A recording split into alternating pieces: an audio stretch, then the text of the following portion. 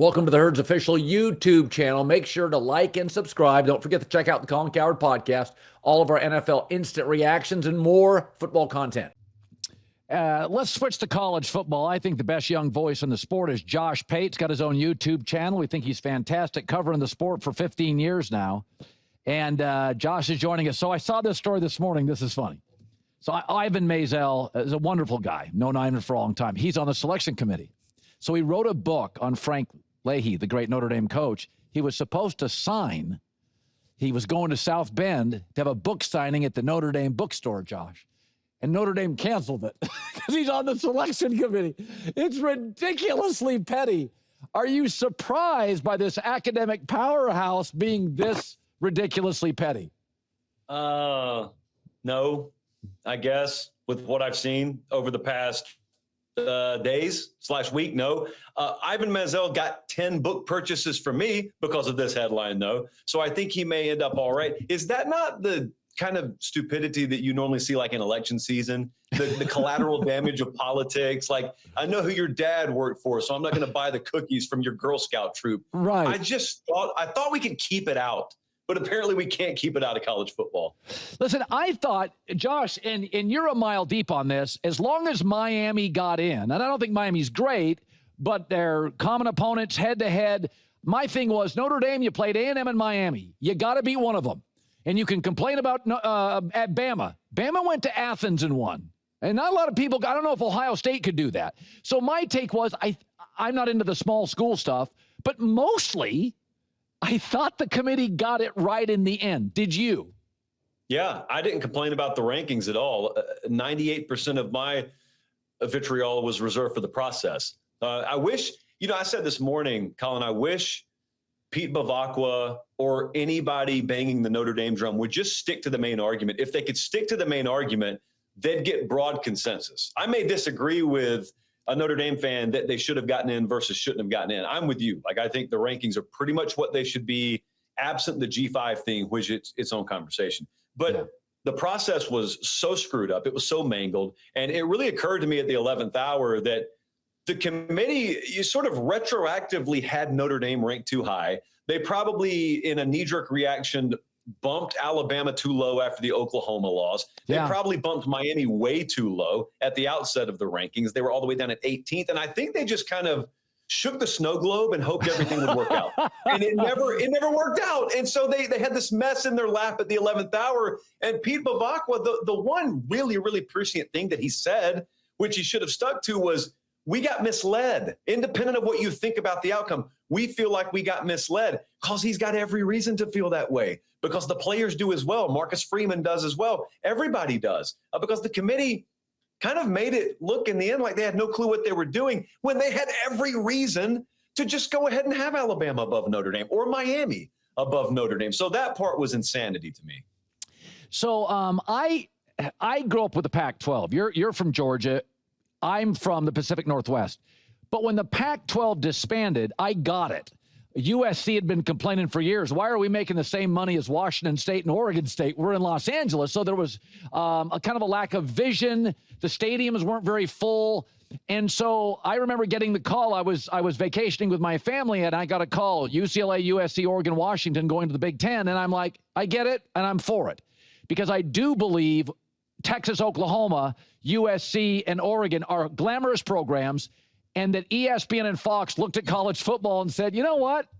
If we could just be a little more like pro football, the players are going to get paid anyway now. There's a transfer portal. Let's just kind of pivot these big brands into these big conferences. I think the NIL, and I know we all, if you grow up in the South, you thought Bama, LSU, Georgia winning every year in Clemson. A lot of people did, but you're a bigger picture macro guy. My take was it was hurting the sport. I think now having two massive conferences, which, by the way, the Big Ten brought, it goes through three time zones. It's not like it's all in the Midwest. I don't think the college football has ever been crazier, wackier, more discussed, or better, or more diversified. That's my view. As somebody who's from the South, watched it dominate, how do you feel about the sport? Now, you are right in that growing up, I thought, hey, if Georgia and Auburn and Alabama are doing good, the sport's doing good. Right. So I had a little bit of a blind spot. We are born without the rear view mirrors, even on the car. So you don't really know what's going on outside of that. I will say this, like my favorite candy bar is Crunch Bar. So Crunch Bar in my lifetime has been owned by 13 different companies, but the packaging has always looked the same and the taste has always been the same. So I don't really care who owns it. And I really think down the road, when this process is complete of the SEC and the Big Ten gobbling up all of the value properties and commodities in the sport, what I'd really love to see is an understanding that mega conferences have made a complete mess of things like conference championship pictures, but also scheduling. It's so incongruent right now. And secondly, the regionality within the national scope of the sport is something we've lost a little bit. I'd love if the Big Ten feels like gobbling up the Big 12 or the SEC gobbles up what's remaining of the ACC. If we're headed down that slope anyway, I'd love for us to slip pretty quick down there and then redistribute the country up like it used to look. And I don't care if the Pac-12 is a subsidiary of the Big Ten. I don't care if the ACC or the Big 12 or even the Southwest Conference is a subsidiary of the SEC. What I'd love for the sport to get where it's going and then in a very, very ironic twist of fate, sort of resemble what it used to look like, where scheduling makes more sense. Regionality still matters, but it's just kind of in a new world order of regionality. Fernando Mendoza, I don't know, 6'5", humble, grateful, big arm. How shocked were you that he's the best player on the field when they play Ohio State, that like the Penn State game, he makes all the big throws, not in a home game? Was the Indiana, I said the other day, it was hard to wrap my brain around that performance because I've had a TV my entire life. Like Indiana football has never looked like that ever. I mean, even Colorado pre-Dion had a couple of big time teams. What did you make of Indiana Mendoza and pushing Ohio State backwards from the Hoosiers? I've owned a TV my whole life. It's just such a perfect synopsis of this. I too have owned a TV, so I too am moderately to severely shocked by what SIG has done there. And if anything, last year's performance was supposed to be sort of a one and then back to earth. Yeah. And they've gotten better. And look, they won that game 13-10. It got a huge rating, so a lot of people watched it, I know. But for people who didn't watch it, they may be thinking, oh, it was some mistake-prone, like snooze fest of a game. Well, it kind of may have put you to sleep. But I watched it, Colin, in the fourth quarter, and my mentality was, I can't believe this is still close. I can't believe this is only a 3-point game. As far as Mendoza, I'm not comparing the two players, so please don't misunderstand me.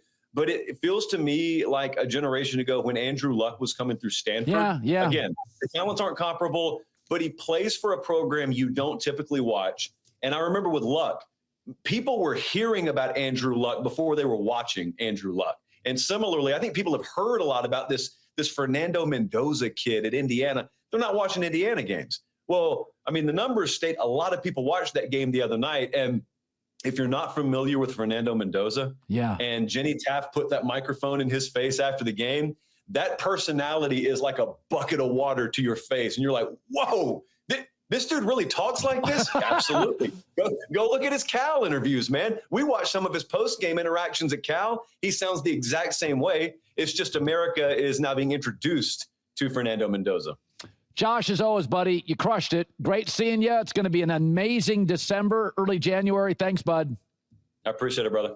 All right. Covering college football for a long time. Josh Pate, College Football Show on YouTube. Love him so much. Funny guy. J-Mac, Danny Parkins. We got a lot of stuff to go.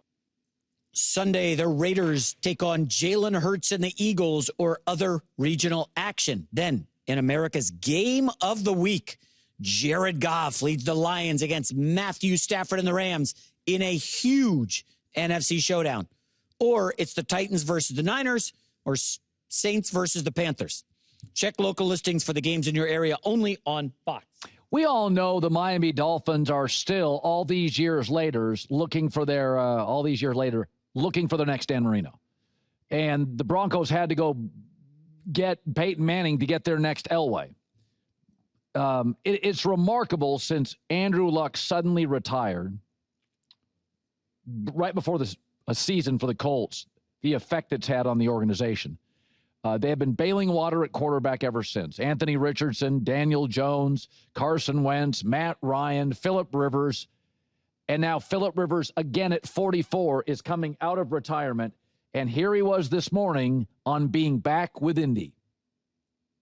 Like all of us, even me. I mean, you're a little scared, a little nervous. I mean, all the above. All the any adjective you can throw in there that's a synonym with those. But excited, as you see every week. Whether you're 24 and in the best shape of your life, or whether you're 44 and not so sure. Anything can happen. So that has never been a concern of mine.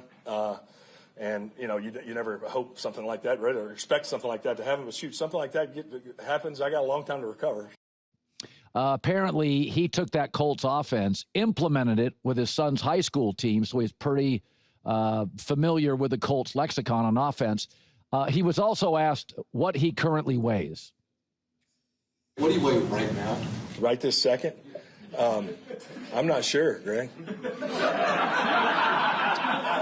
How about that? That's an honest answer.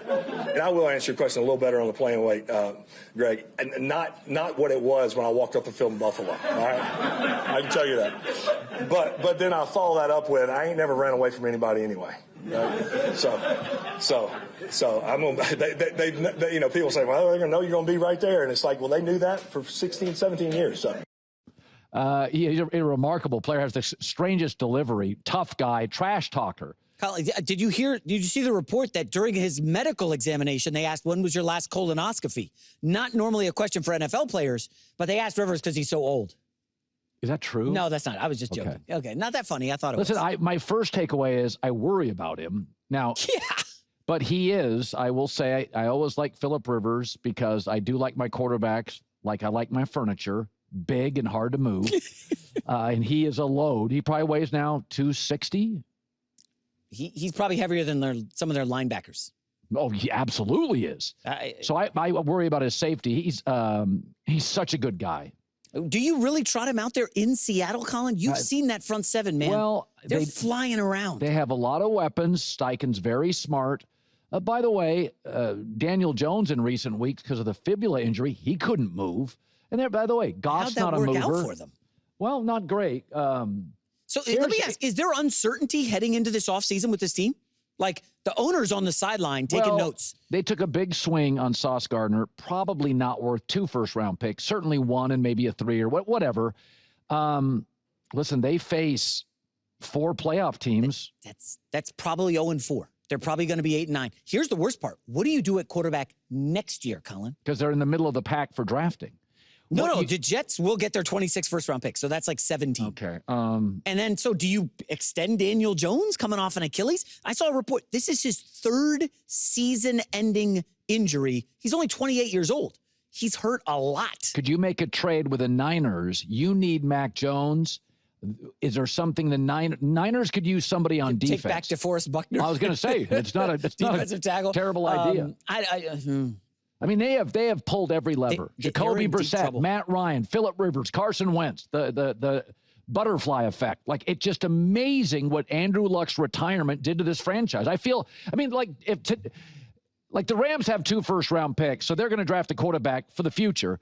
But, I mean, just take it. What if, like today, with all of Kansas City's issues, Mahomes said, I don't want to play anymore. Oh, come on. Well, no, I mean, that just saying. Devastating. Well, of course, because you look and you're like, well, he's still on a contract, and our O-line needs work, and our D-line needs work. Like, Andrew Luck's team wasn't quite there and finished yet, and then he stepped out. It just shows you the difficulty. Miami's still trying to find the next Marino. Yeah. I mean, and Denver's had, like, Jake Plummer was good, and they went and got Tebow was fascinating, and Peyton Manning's good, and, I mean, they've tried. Here's the worst part. The Jets have their 27 first-round pick as well in the Sauce Gardner deal. Okay? So, if Daniel Jones is out half the season, they keep him, like, they're not going to be good next year. I don't want to go overboard, but the GM and coach could be in some trouble. They could. It's not fair, but I just don't see a path to success for them this year or next year. Like, maybe your Mac Jones idea bails them out, but they don't have the draft picks to trade for Mac Jones. You go player? I think, yeah, if I'm San Francisco, I don't want just draft picks. Yeah, I'll take Tyler Warren as the next George Kittle. Would you give up Tyler? I don't know. They're in real trouble, man. Well, they've got a rush end they like in Indy. Would you give the rush end? Is that the kid from UCLA? Yeah. Give up a rush end and a second-round pick for Mac Jones. I mean, you can say what you want. You can't win in this league. The thing is, Mac Jones would have a bigger market. Wouldn't the Steelers somehow pony up more? Yeah, but they don't ever act urgently for quarterbacks. That's fair.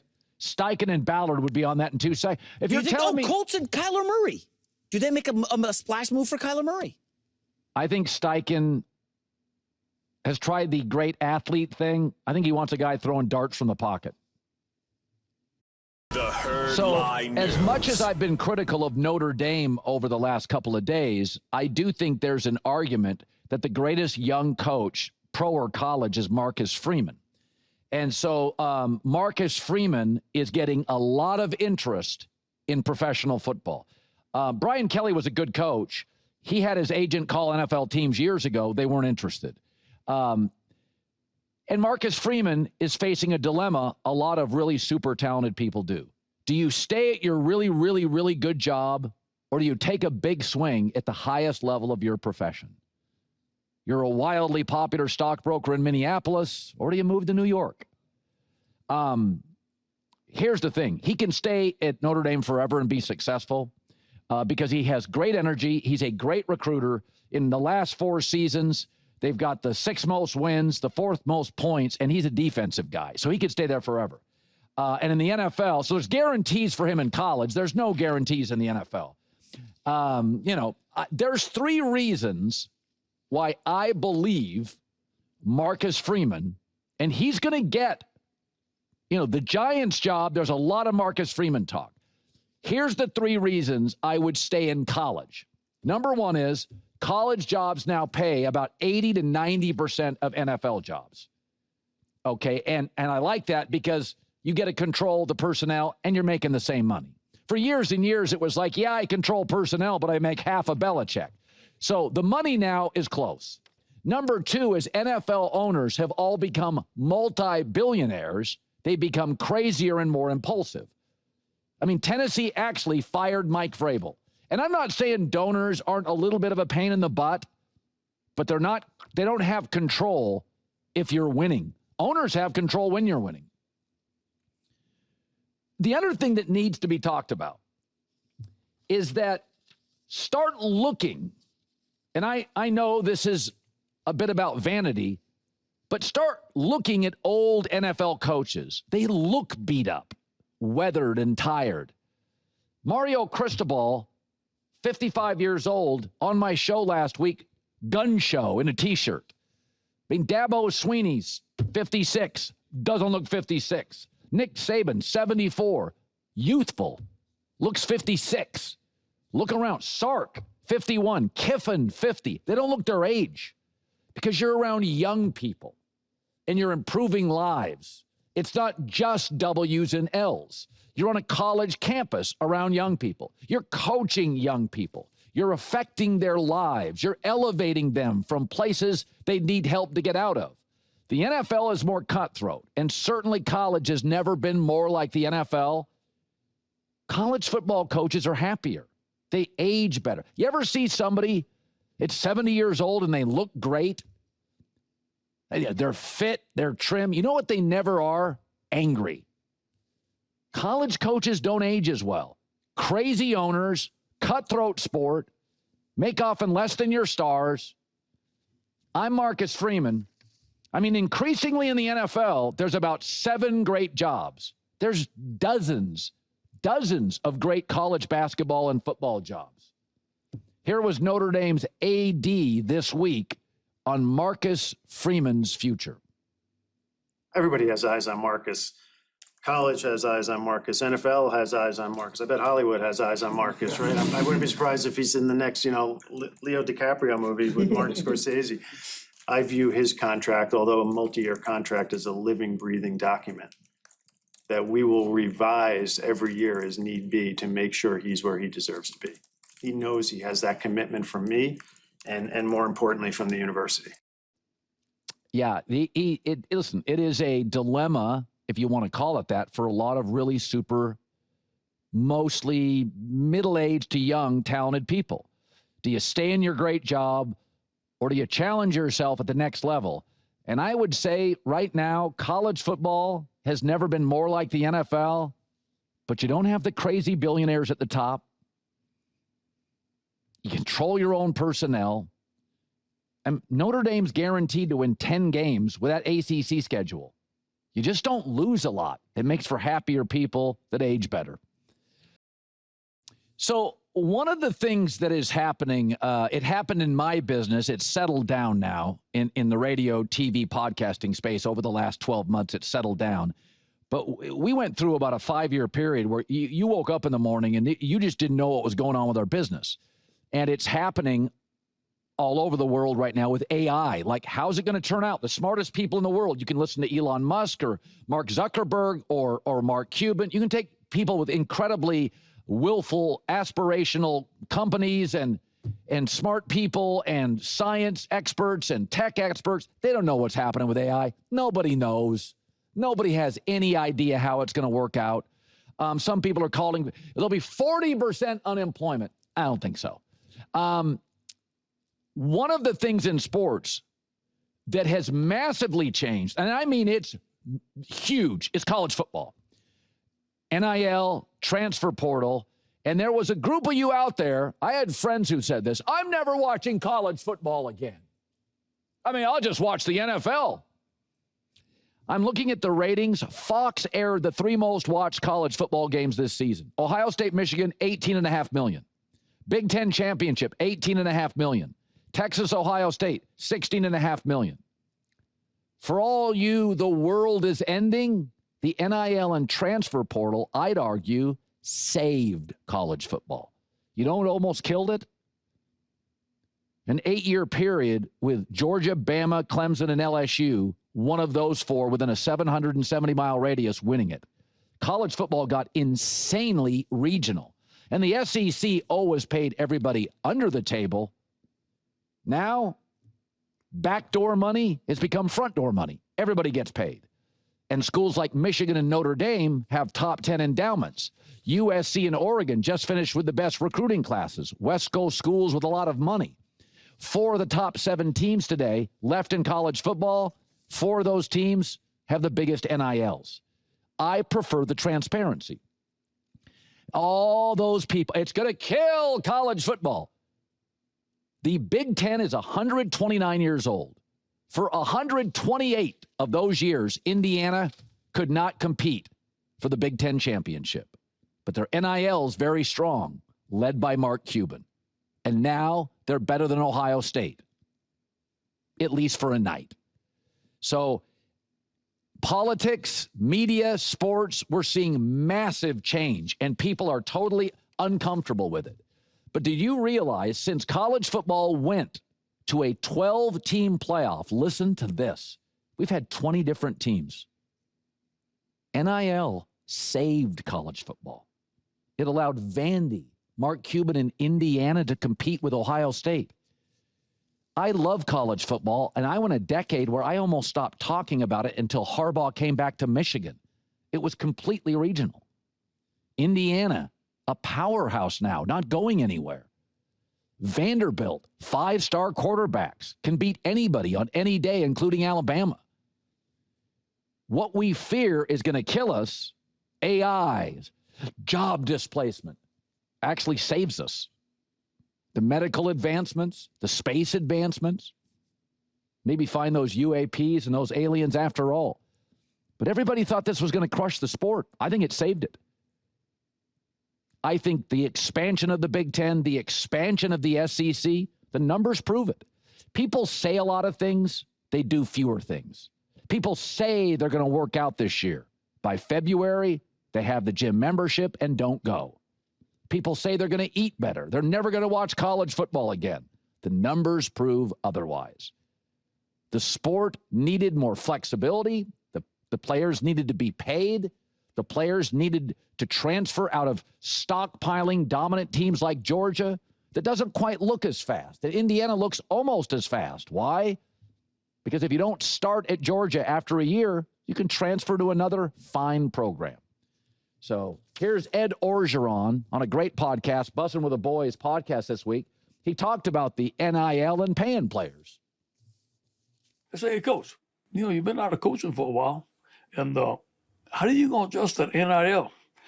I said, well, it's a minor adjustment. And they said, what do you mean? I said, back then, we used to walk through the back door to cash. Now we just got to walk through the front door to cash. I prefer I love Ed. I prefer the transparency. I mean, everybody knew in the South, through the churches, guys were getting payments. Ole Miss got caught, but it was more than Ole Miss. And now it's transparency. There's bidding wars for players. They always deserve to be paid, and now it's up front. It used to be that paying a high school player was a death penalty. Now it's marketed, promoted, and bragged about. I'm okay with it. All this change, we all freak out. 40% of Americans never leave the area code in which they're born. That's fine, too. Tradition, there's plenty of it. Ohio State, Michigan, must watch. Texas, Oklahoma, still rocks. Bama, Georgia, watch it every time they play. There's still all sorts of tradition. USC, UCLA, I was watching. Oregon, Washington, yep, they'll still battle. But I'll argue NIL transfer portal have positively, and it's a bit wild, wild west. We're still trying to figure it all out. I think they saved the sport. I really do. J-Mac, we have Mark Schlereth, Josh Pate, Danny Parkins all stopping by today. Hey, can I go to your trade up for Mendoza thing from a few minutes ago? Yeah, sure. So I asked your best friend, ChatGPT, hey, so can you just quickly list all the teams that traded up for a quarterback in the first round? Some real winners on this list. you want to hear them? Now, not all of them went to number 1. Some went to 2, 3, 4. Yeah. But obviously, Bryce Young was the most recent. That has clearly not worked out. Well, he's still vying for the playoffs. Yeah, but now you got to pay him. And, like, right. It hasn't been like a home run. Fair. So the Bears traded up for a guy named Mitchell Trubisky. The 49ers traded up for Trey Lance. All right. New York Giants traded up for Sam Darnold. Eagles traded up for Carson Wentz. Colin, are you getting the picture? The one winner was Jared Goff. The Rams traded up for him. But, like, you go down this list and you're like, there's just not a lot of – you're giving up too much draft capital. I love Mendoza. I love him on the Jets. I don't want to give up all those picks. We got a war chest now. Can I remind you that the Ravens traded up for Lamar Jackson and the Chiefs traded up for Mahomes? Mahomes at 10, I believe. Lamar's like 31, 32. Yeah. Some work. There are some that work. Those two You'll major notice, when does it work? Not in the top 5. No. When does it work? Think about it for a second. Smart teams? Sean McVay, John Harbaugh, Andy Reid. Yeah. If you have a really smart coach that can get the most out of a young player, trading up works. Now, in this instance, it could be the Raiders. Okay, right. So good luck. A lot of it, I am for, it's just like it could be real estate. Trading up homes, if you know real estate, is a smart thing to do. If you don't, so, I mean, you look at the teams that have been trading up, when you have the Mahomes situation, well, it was Brett Veach and Andy Reid and the Hunt family. That's why it worked. So this freaks everybody out, but I think, and I'll back this, and I've said it as J-Mac is my witness, the Dodgers are the best run organization I've ever seen in any sport, certainly now and maybe ever. Research and development, they don't miss on free agents. They get the right guys, the way they stagger their pitchers ready for the postseason, how they solve problems. It's not just money. They do not spend the highest percentage of their revenue on their payroll. Mets actually do, and they stink. So there's a story today after signing Edwin Diaz from the Mets, a great closer. They may go after and they may announce they've signed the Tigers' left-handed ace, Tarek Skubal, 2-time Cy Young winner, great pitcher, to go with Yoshi, who looked like last year the best pitcher in baseball. So what the Dodgers understand is what the NBA doesn't. Sports leagues now are competing against Succession and Instagram and Stranger Things and TikTok and Game of Thrones. It's broader and wider than ever. For the audience, the options are everywhere. Parody doesn't cut through. You see the ratings last year for the World Series? Even with a Canadian team, the best in a decade. The Dodgers understand in a highly distracted market, Los Angeles, and a very distracted, frenetic, caffeinated world, you got to go Mission Impossible. You got to go Avengers. They've learned from Hollywood. They really have. They've tapped into what Hollywood figured out. Independent films isn't the answer. Now, some dynasties are boring. Bama football, where the coach was more interesting than the players, and Tim Duncan Spurs. But George Steinbrenner, Jeter's Yankees were not boring. Shaq and Kobe, not boring. And the Dodgers aren't boring. What's boring is Oklahoma City, a personality-less team in a parody-driven, new champ every year sport. Nobody's watching. By the way, the UFC, who I've supported for years, they need another Conor McGregor. It's a lot of really good guys. They need a superstar.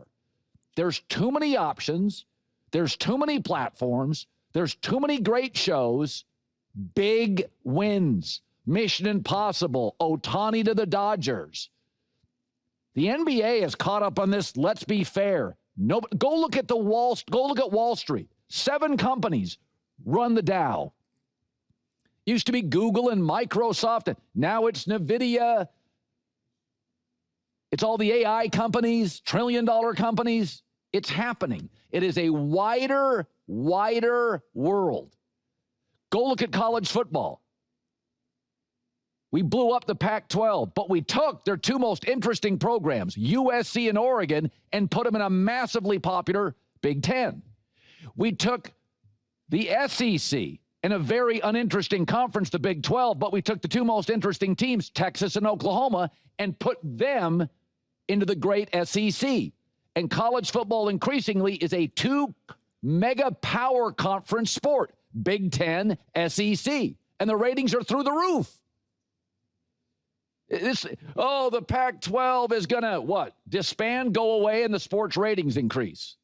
So college football, Fox and ESPN said, we're not going to let you guys run the sport anymore. We're going to initiate a lot of these moves. USC, Oregon, join the Big Ten. Texas, Oklahoma, get into the SEC. Now it feels like the NFL, run by 2 major conferences. So the thing about the Dodgers is you can pick a side. You can root for them, you can root against them. Outside of Oklahoma City, nobody has a strong opinion on OKC. So this is why I like the Dodgers. It's not just they're good at drafting, scouting, free agency. Yes, they've got money. So do the Mets. Yes, they've got money. So do the Nationals. Go look at their owner. They understand on a marketing level. They're doing a Mission Impossible. They get it. Not just in distracted LA, but in a distracted, platform-heavy planet. So go for it. I'm in. I'm watching. And the ratings tell us you are too. You pick a side with the Dodgers. Love them or hate them. But you're forced to take one. You're never indifferent. By the way, the big revenue New York Mets. Here we go. Just lost Pete Alonso, the soul, the heart and soul of their franchise, to the Baltimore Orioles. Small market Baltimore stole Pete Alonso from the Mets. So Edwin Diaz, their ace, Dodgers got him. But Baltimore and Steve Cohen's the richest baseball owner. The little guy came in and swiped Pete Alonso. I'm sure this will be handled with nuance and grace and dignity by WFAN hosts. Weren't the Mets good this year for most of the season and then collapsed or something like that? Yeah, I mean, they're the Mets. Boy, they're the Mets and Giants are just total poverty franchises right now. Just so bad behind the scenes. The melting down is going to be unbelievable. Oh, yeah. But, again, baseball's up. I mean, to me, the Cubs are good. The Dodgers good. The Yankees good. I'm waiting for the Braves to kick it. Phillies are good. Back? Huh? Are the Red Sox back or no? The Red Sox make a lot of revenue. They don't spend enough of it. The Phillies are back. Phillies are really good. Phillies are good. So, I mean, Kyle Schwarber, the Phillies re-signed him. He's not their best player, but he's kind of the soul of the franchise. Everybody loves Kyle Schwarber. To me, that's Pete Alonso. Is he their best player? No. That's Soto. But he is the soul of the franchise, and Steve Cohen let him go to small market Buffalo. Baltimore. Yeah. Baltimore. Can you imagine the radio today in New York? Well, tough times. Yeah. I'm sure it'll be measured. Yeah, certainly. Contextualized. Decorum. Just J-Mac with the news. No. Turn on the news. This is the Herd Line News. Let's start with some George Pickens, the Cowboys receiver. A little drama after the no-show against Detroit. Richard Sherman called him out. It's been interesting. Jerry Jones, though, he's not that concerned about George Pickens' terrible game against the Lions. When it comes to competing, when it comes to loving the game, and I emphasize that point right there, loving the game, I give him A+. Just so that I'm real clear about it, I don't have the concern that the debate about what George Pickens did or didn't do in that game, I don't have that kind of concern about him as far as his competing and helping us win football games on the field at all. So I had the good fortune of having dinner last night with an NFL GM, and we talked about this, about loving the game. And and Tony Gonzalez has said this more than once to me when he used to come on the show, is that you'd be surprised how many guys love the game, totally committed to the game. So what Jerry's saying is, I've owned this team a long time. Not everybody loves it. A lot of my players like it. They like what football can do for them in their life, but they don't love it. And what he sees every day is the passion George Pickens has. And I got to tell you, this is something with NIL. A lot of times you wonder, do the kids love it or do they love what football provides? And you do want to have a locker room with mostly guys who cry when you lose, who deeply care, who are willing to block, do the ugly stuff, receivers that are willing to block. That's loving the game, because catching it's the easy part. Right. Well, there's also the aspect of what happens when you're losing. I mean, Pickens was at a good school in college. They didn't lose a lot. He was on the Steelers. They were winning a lot. And then they started losing. And what happened? He started dogging it. What happens when they're getting smoked by the Lions? He starts dogging it. I just wonder, when things go south, do you love it or are you just like, this sucks, I'm not interested? Yeah, no, it's fair. It's fair. He's a talent, though. There's some chatter out there. Hey, the Chiefs, we need to go get a Tyreek Hill type. Let's go get Pickens. Yeah. I don't see. Well, I don't see that. They've dealt with dysfunction. I mean, they've some of their guys have been in trouble. They've dealt with it well. They have a sound structure. New England could deal with a little bit of that. I wonder. Okay, you're not gonna be able to afford Pickens. You move off Chris Jones. I don't know. They got to make some big moves to get Pickens in there. I think Chris Jones has one more year. One more year. Okay. Big money. Yeah. All right. Let's move on to story number 2, Colin. That's the Denver Broncos riding high, 10-game win streak, 2-game lead over the Chargers in the AFC West. You know, Sean Payton, he's said division he's not really worried about. He's just taking things week by week. The focus gets so inwardly driven to our own team that I recognize that a team that's won the division for however many straight years won't be able to win it this year. We got a stretch here with some real good football teams coming in, focusing on what we can do to win the division. The Chargers are very much alive in that battle. Yeah, the NFL changes so quickly. Dynasty to not making the playoffs in a sport where 40% of the teams do. They're not eliminated, the Chiefs. Let me just ask you about this vaunted Broncos defense. So I got some numbers because I've looked at this game. So the Colts, they had 7.1 yards per play, 473 yards against this Broncos defense. Jackson Dart went up and down the field. 5 long touchdown drives in Denver. I know. The Chargers, 6 drives of 50 or more yards against this Denver. Is the Denver defense awesome, or do they get fat and happy against bad teams? I think there's some truth here. Like, I look at the Houston Texans and the Seahawks, and I see dominating, aggressive defenses. Length, speed, aggressive coach. I look at Denver's, and I see one great pass rusher, one unbelievable Hall of Fame level corner, and good players. I like Denver's roster, but I like Bo Nix. And I like Cortland Sutton and Miners, the offensive line, and Garrett Bowles. I think Harvey's a little underrated, the running back. Yeah, he had a good game. I think they have a receiving core that's long and athletic.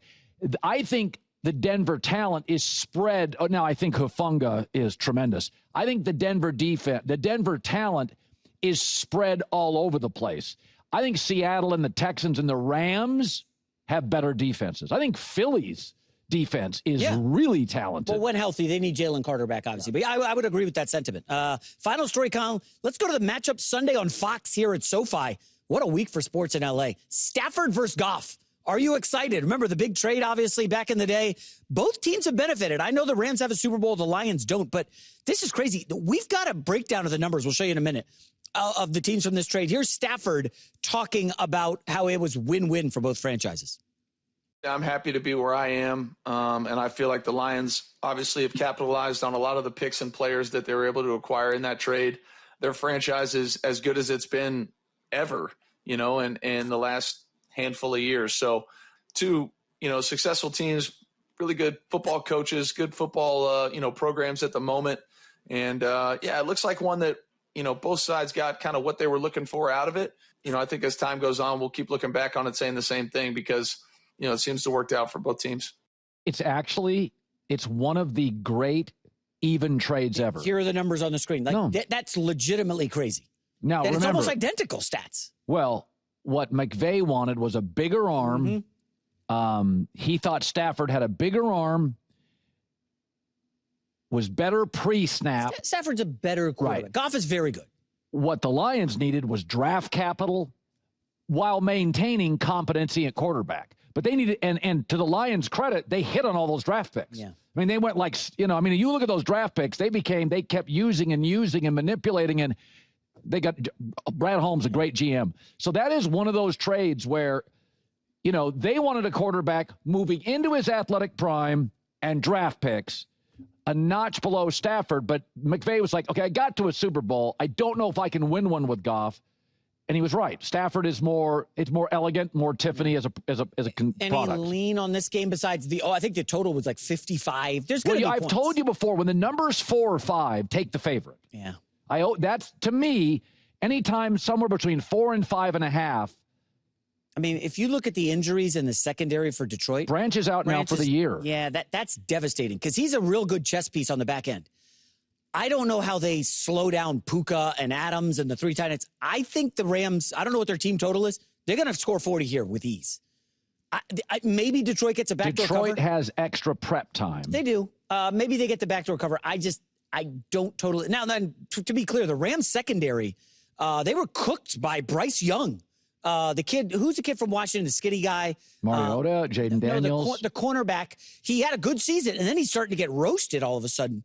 I have some questions about the Rams secondary, but I do like the Rams here to dispatch the Lions. By the way, Fox has this game, and Tom Brady, who is on our show tomorrow, will be calling it. So that is going to be a great game. Thank you to the producer. Forbes is the cornerback. Remember, Emmanuel Forbes. Forbes, yeah. It was good this year.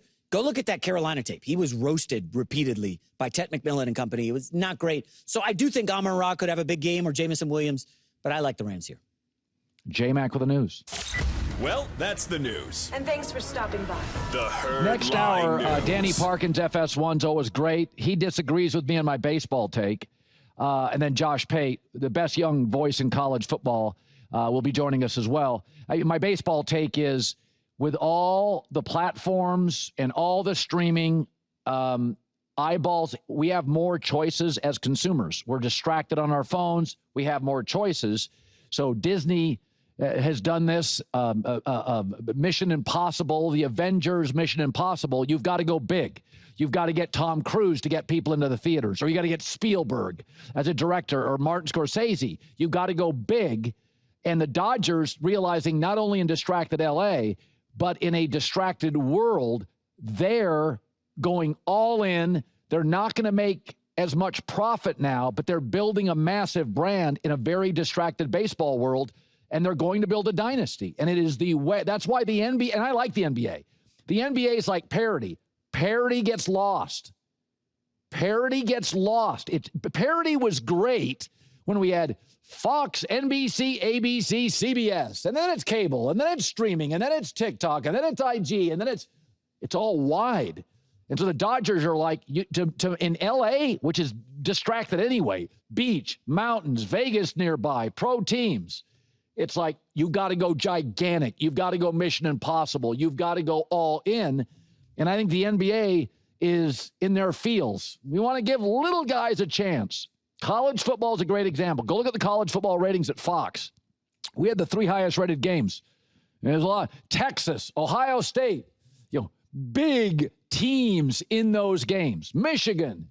That's why when the Pac-12 folded, nobody was watching the Pac-12, and the best, most interesting teams joined the Big Ten. It was like the Big Ten got like HGH'd. And that's when Texas and Oklahoma joined the giant SEC. It was like a little jet fuel. Now you have these two massive conferences and the ratings are through the roof. Independent garage band, no shot. You got to go big, and the Dodgers owners, they get it. Phillip Rivers joining the Colts. Is he talking? Apparently he is. Next.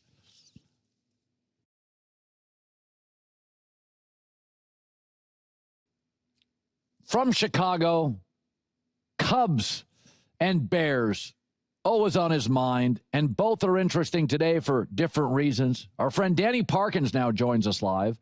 So I've talked about Caleb Williams. I say when you criticize Caleb Williams, you got to add Bo Nix because it's the same thing. Brilliant offensive coach, bunch of wins, uneven, great late. You wish they were more consistent and more accurate. They're way above average athletically. Can miss badly on simple stuff. It's the same guy. So just with the same circumstances with a brilliant coach. But Caleb, because he was the number one pick, is getting more heat.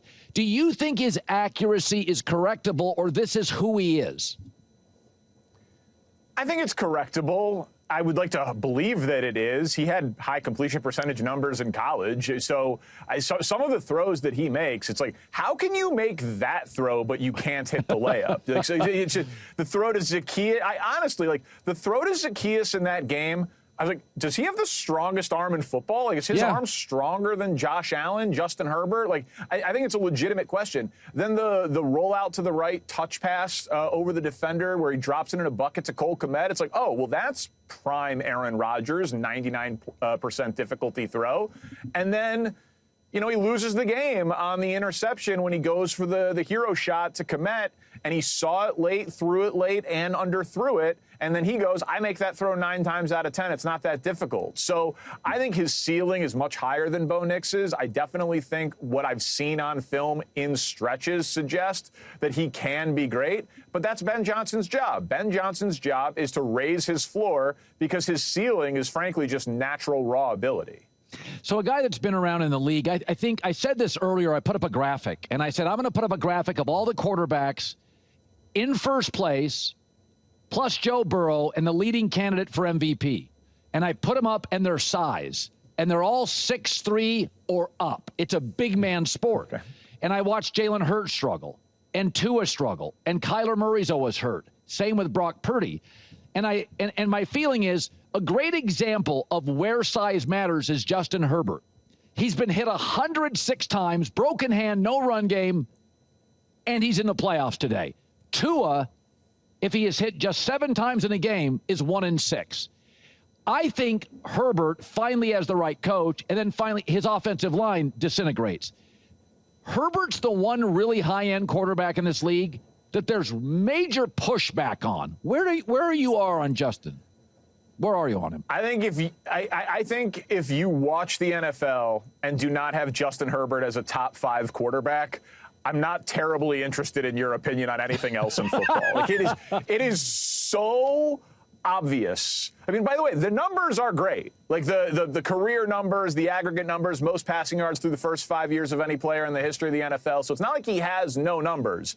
But you just mentioned it, and I can give you more. Quarterbacks this year, when they're sacked 5 or more times, Herbert was sacked 7, of course, against Philadelphia. Justin Herbert this year, 4-0. The rest of the NFL, 9-38. Quarterbacks, when they're pressured 20 or more times this year. Justin Herbert was pressured 28 times against Philadelphia. Herbert this year is 2-2. The rest of the NFL is 3-25.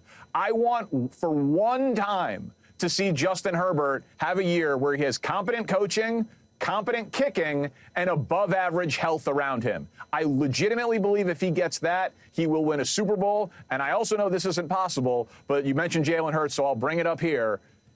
If Justin Herbert was on Philadelphia, Philadelphia would be undefeated. Like, he is so great. I think that is so clear to anyone who watches, and it drives me insane when people doubt him because of wins or losses in the past. Are the Chiefs a rebuild or a retool?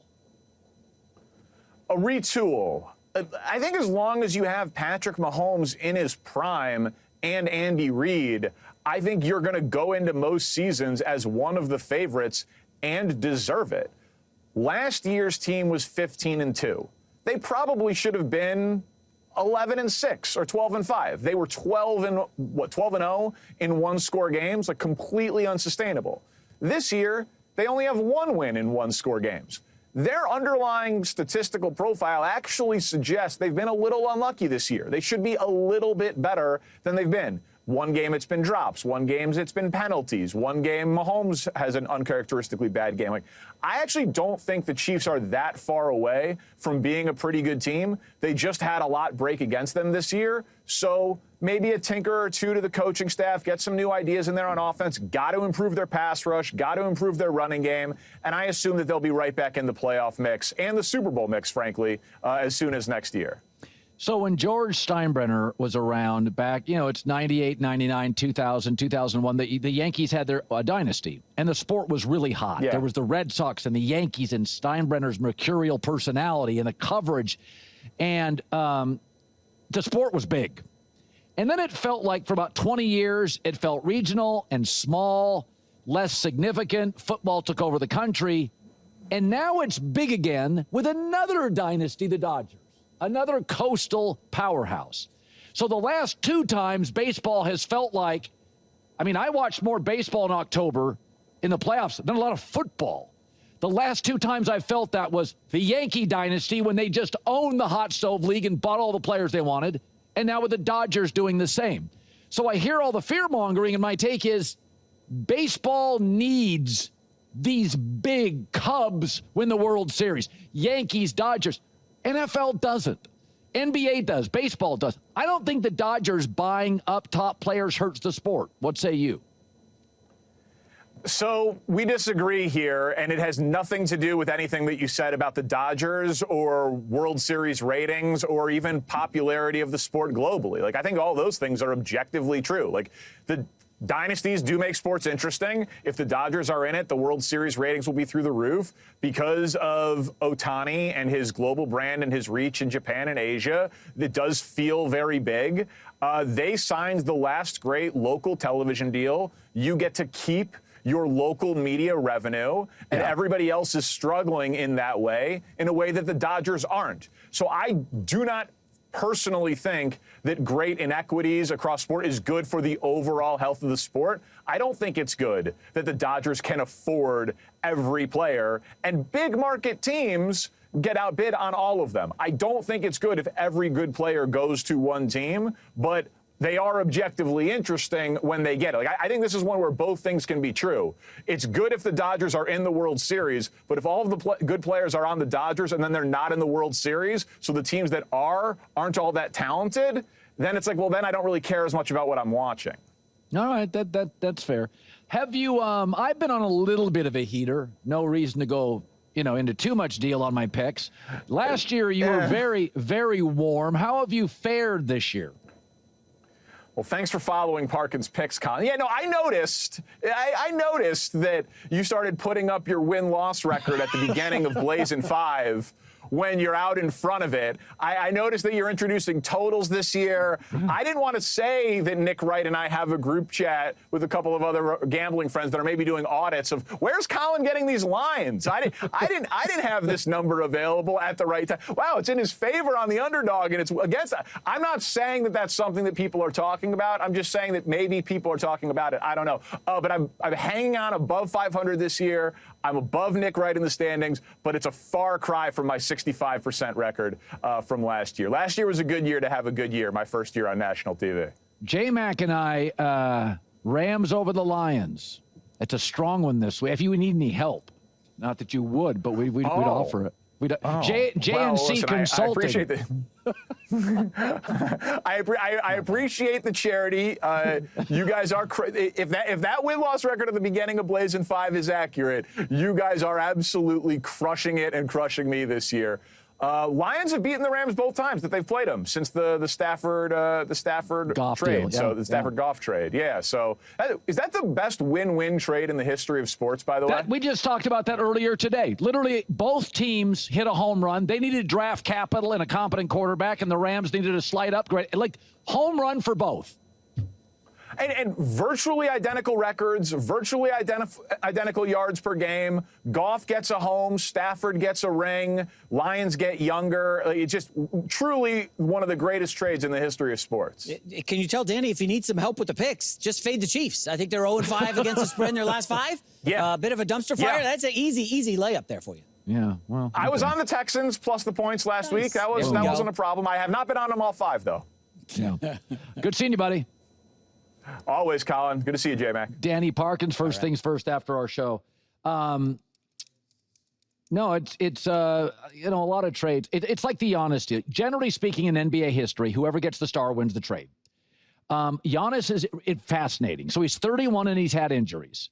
He does not shoot from the perimeter, which is what the league is. He's a devastating defensive player and low post scorer.